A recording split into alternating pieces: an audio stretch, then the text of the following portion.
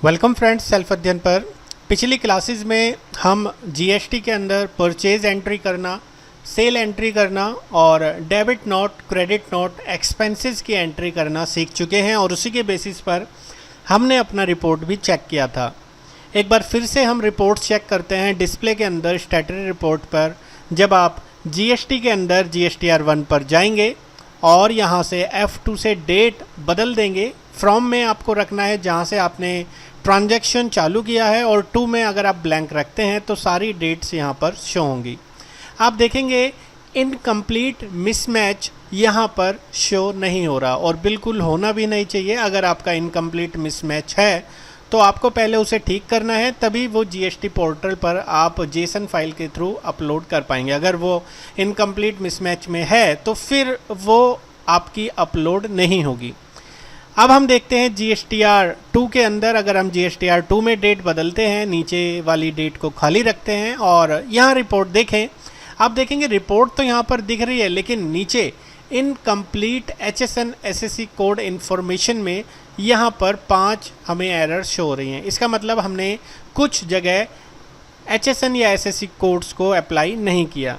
अब जब आप इसे एंटर करेंगे तो यहाँ पर हमें वो सारी एंट्रीज दिखाई देंगी जिनमें हमने HSN SSC कोड को अप्लाई नहीं करा। जैसे आप देखें एक्सपेंसेस की सारी एंट्री हैं, CA अमित अग्रवाल की, डेलॉयट की, HP कंप्यूटर, विनय प्लास्टिक और गुप्ता स्टेशनरी। आपको कुछ नहीं करना, आपको जस्ट एंटर करना है। अगर आपको यहाँ पर दिख रहा है प्रोफेशनल चार्जेस का, आपको HSN कोड यहाँ पर डालना है।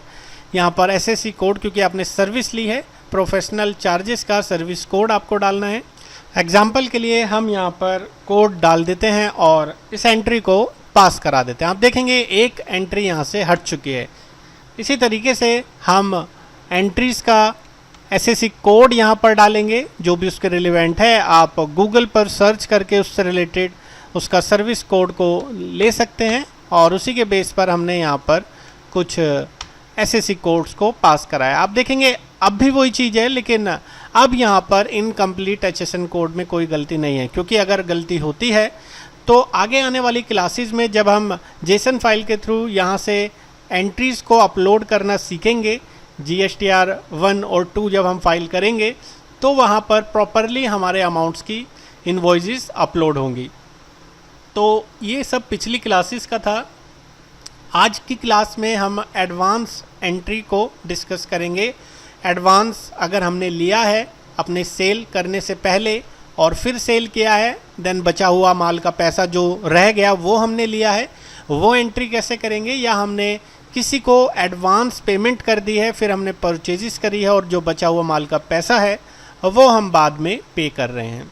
तो एडवांस एंट्री जीएसटी के अंदर हम कैसे करेंगे, आइए उसको देखते हैं। लेकिन सबसे पहले F11 F3 जीएसटी फीचर्स में जब आप जाएंगे वापस से, आपको enable tax liability on advance receipt को यस करना है, क्योंकि अगर आप पैसा एडवांस ले रहे हैं तो आपकी लायबिलिटी बनती है कि आप उन पैसों पर जीएसटी पे करेंगे और जब आपको पूरा पैसा मिल जाएगा तो आप अपनी लायबिलिटी वहाँ से घटा देंगे।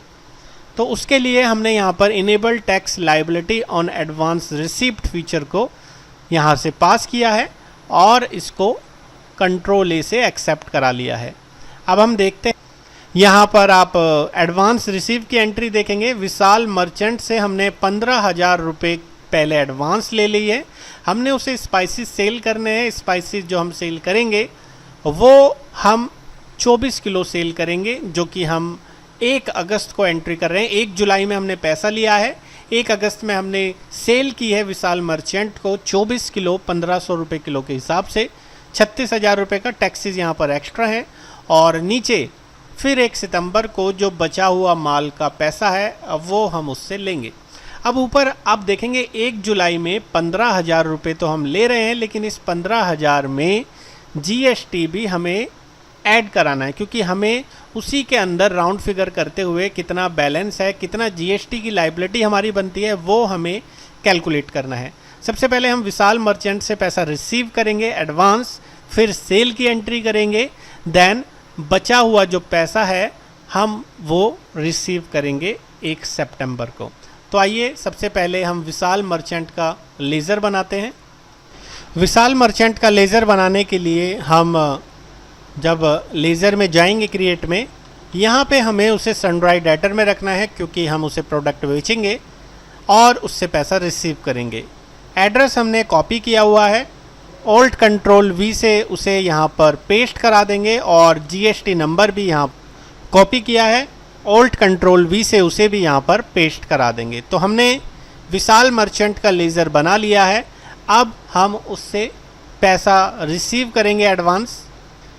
15,000 रिसिप्ट की एंट्री अकाउंटिंग वाउचर में गेटवे ऑफ टैली से हमें जाना है। F6 को प्रेस करना है। F6 प्रेस करने के बाद हम यहाँ से nature of receipt alt n press जब करेंगे तो हमसे पूछा जाएगा कि नेचर ऑफ रिसिप्ट क्या है। यहाँ से हमें लेना है एडवांस रिसिप्ट। एडवांस रिसिप्ट हम ले रहे हैं विशाल मर्चेंट से, जो कि स्पाइसेस हम सेल करेंगे उसके अगेंस्ट में हम पैसा ले रहे हैं 15,000 रुपये का।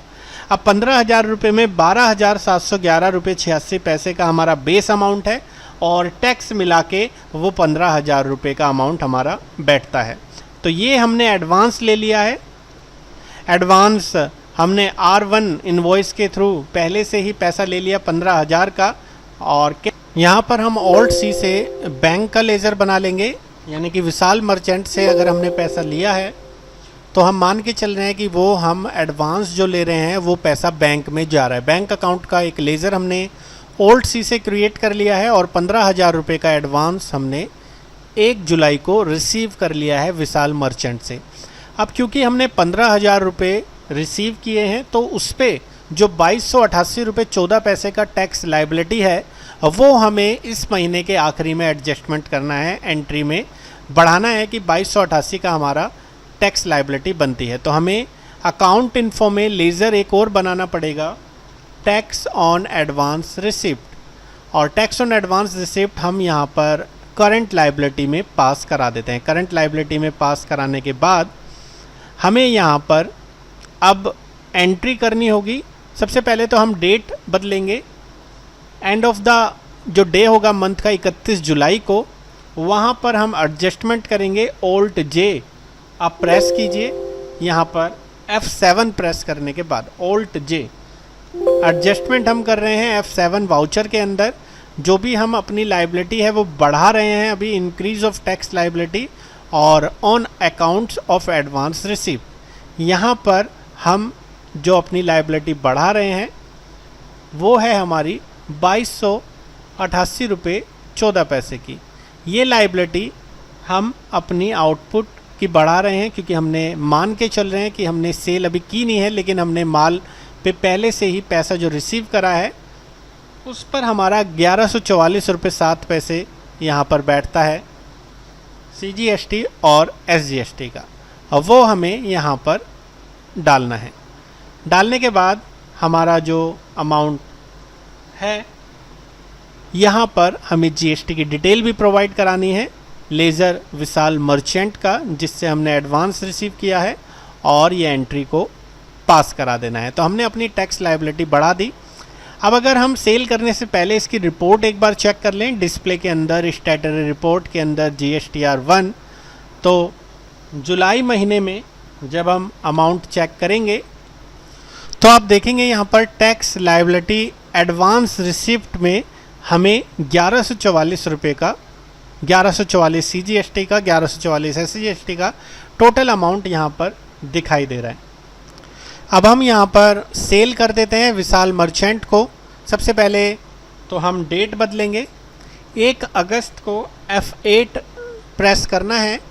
विशाल मर्चेंट को हम माल बेच रहे हैं लोकल सेल 18% से, और यहाँ पर स्पाइसेस हमने सेल किए हैं 24 किलो 1500 रुपये किलो के हिसाब से। और यहाँ पर जो हमारा टैक्स का लेज़र है आउटपुट CGST और आउटपुट SGST बनता है, यानी कि एक्चुअल सेल हमारी हुई है अगस्त में, लेकिन उस पर हमारा जो टैक्स लायबिलिटी बनती थी, जो हमने एडवांस पैसा ले लिया वो जुलाई में ही रख दिया था। अब 2288 रुपये 14 पैसे हमें इस महीने अपनी लायबिलिटी से कम करने हैं, क्योंकि इस महीने हमें वो 2288 रुपये 14 पैसे का टैक्स नहीं देना, क्योंकि वो पिछले महीने हम एडजस्ट कर चुके हैं। तो आपको क्या करना होगा, सबसे पहले आप इसका एक बिल बना दीजिए अगेंस्ट रेफरेंस, क्योंकि हमने जो R1 बिल बनाया था एडवांस के अगेंस्ट, उसी में ही हम सेल बिल पास कर रहे हैं, उसी के अगेंस्ट हम सेल बिल यहाँ पर पास कर रहे हैं। तो 31 अगस्त आपको डेट बदलनी है F2 से। F7 में आपको एडजस्टमेंट करना है, Alt J प्रेस करके GST का आप एडजस्टमेंट कर रहे हैं डिक्रीज ऑफ टैक्स लायबिलिटी, क्योंकि पहले आपने करा था इंक्रीज और अब आपको करना है decrease sale against advance receipt. यहाँ पर आपको रखते हुए आपको एंट्री अपोजिट कर देनी है। आउटपुट CGST 1144 रुपये 7 पैसे आपको यहाँ पर रखना है डेबिट साइड में। इसी तरीके से आउटपुट SGST 1144 रुपये 7 पैसे यहाँ पर रखना है। और जो आपने टैक्स लायबिलिटी अपनी बढ़ाई थी वो अब आपको घटा देनी है। GST की डिटेल आपको डालना है, एडवांस रिसिप्ट नंबर, आपकी डेट जो आपने रिसीव करी थी, वो हमने जुलाई में पैसा लिया था विशाल मर्चेंट से, और यहाँ पर हमें इस एंट्री को पास करा देना है। एंट्री पास कराने के बाद हमारी लायबिलिटी अब कम हो चुकी है। अगर हम फिर से इसकी GSTR रिपोर्ट को चेक करें जुलाई से लेकर अगस्त की, तो आप देखेंगे 8वें नंबर पर एडजस्टमेंट ऑफ एडवांस, क्योंकि पहले तो हमने जुलाई में अपनी लायबिलिटी बढ़ाई और फिर हमने अगस्त मंथ में वो लायबिलिटी कम कर दी जो हमने पैसा एडवांस लिया था। अब बाकी का जो पैसा है हम रिसीव कर लेंगे। सिंपल आपको अकाउंटिंग वाउचर पे जाना है, F6 प्रेस करना है। विशाल मर्चेंट में आप देखेंगे नीचे करंट बैलेंस 27,480 का शो कर रहा है, क्योंकि पहले ही हम 15,000 रुपये उससे ले चुके हैं। R1 बिल के अगेंस्ट हमने पैसा रिसीव कर लिया है। तो ये अमाउंट हमने पास कराते हुए एंट्री पोस्ट कर दी। तो ये सारी एंट्रीज थी जो हमने पोस्ट करी। आप यहाँ पर थोड़ा डेट बदल लीजिए, 1 सितंबर को हमने एंट्री ये डालनी है, क्योंकि हमने जो बाकी का बचा हुआ पैसा है 1 सितंबर को रिसीव किया है। तो ये तीनों एंट्री हम डाल चुके हैं। पहले हमने 15,000 रुपये रिसीव करा 1 जुलाई को, 31 जुलाई को हमने अपनी लायबिलिटी बढ़ाई, फिर हमने 1 अगस्त को माल बेचा, 31 अगस्त को हमने अपनी लायबिलिटी घटाई और फिर 1 सितंबर को बचा हुआ पैसा रिसीव कर लिया। टोटल हमने इस एंट्री से 5 एंट्री को बनाया। हमने एक लेज़र बनाया बैंक का, tax on advance current liability का एक लेज़र बनाया, और फिर हमने एडजस्टमेंट करते हुए जनरल वाउचर में टैक्स लायबिलिटी बढ़ाई और घटाई। आइए अब देखते हैं एडवांस गिवन की एंट्री। 1 जुलाई को हमने ओम ट्रेडर को 20,000 रुपये एडवांस दे दिए हैं, स्पाइसेस हमें ख़रीदने हैं। और फिर 1 अगस्त को हमने एक्चुअल में माल ख़रीदा जिसका बिल बैठता है 47,200 रुपये। क्योंकि हम 20,000 रुपये 1 जुलाई में पहले ही दे चुके थे, बाकी का बचा हुआ पैसा हम 1 सितंबर में दे रहे हैं। तो इसमें ऐसा केस नहीं है एडवांस रिसीव में जैसा था कि हमने अपनी टैक्स लायबिलिटी पहले बढ़ाई थी फिर टैक्स लायबिलिटी घटाई थी, ऐसा यहाँ पर परचेज़ के केस में नहीं होता। हमें सिंपल पहले पेमेंट कर देनी है, फिर हमने परचेजेस करना है एंड देन फिर से एक पेमेंट कर देनी है जो बाकी का बचा हुआ पैसा होगा। तो ओम ट्रेडर का हम यहाँ पर एक लेज़र बना लेंगे। सबसे पहले हमने इसका एड्रेस कॉपी कर लिया। अकाउंट इन्फो लेज़र क्रिएट में ओम ट्रेडर नाम की हमने एक पार्टी बना दी जिसे सन्ड्री क्राइटर में रखते हुए हम यहाँ पर पास कर रहे हैं। इसका एड्रेस हमने डाल दिया और GST नंबर भी यहाँ से जो कॉपी किया था वो पेस्ट करते हुए पास करा दिया। सबसे पहले हम जो पेमेंट कर रहे हैं वो 1 जुलाई में F5 के अंदर हमें डेट बदलनी है F2 से, और हम पैसा दे रहे हैं ओम ट्रेडर को 20,000 रुपये।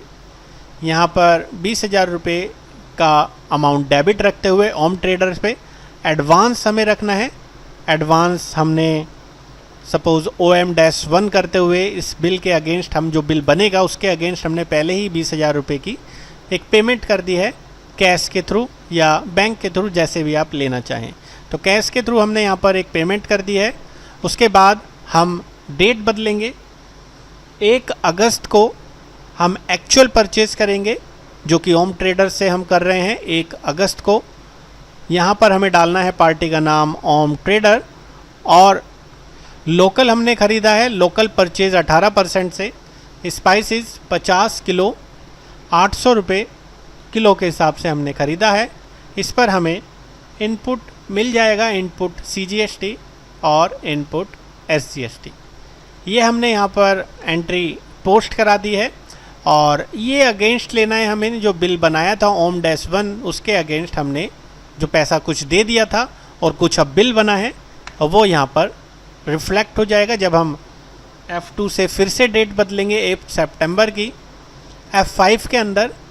तो ओम ट्रेडर में अब आप देखेंगे नीचे 27,200 का अमाउंट शो हो रहा है, क्योंकि हमने उसको एडजस्टमेंट कर दिया है। जो एडवांस पेमेंट करा था 20,000 का 27,200 और यहाँ पर हम अपने बिल के अगेंस्ट उसका पूरा की पूरा पैसा क्लियर कर रहे हैं। अब ओम ट्रेडर का कोई बैलेंस ड्यू नहीं है। तो ऐसे हम एडवांस पेमेंट या एडवांस रिसिप्ट की एंट्री करेंगे। होपफुली आपको टैक्स एडजस्टमेंट करना अब टैली एंट्री में अच्छे से क्लियर हो चुका होगा। आने वाली क्लासेस में हम अभी GSTR3 भी बनाना सीखेंगे एक्सेल के अंदर, और फिर GST पोर्टल पर कैसे GSTR1 फाइल करेंगे, GSTR2 और GSTR3 भी आने वाली क्लासेस में हम जल्दी ही सीखने वाले हैं। आगे के अपडेट के लिए बने रहें सेल्फ अध्ययन के साथ। Thank you.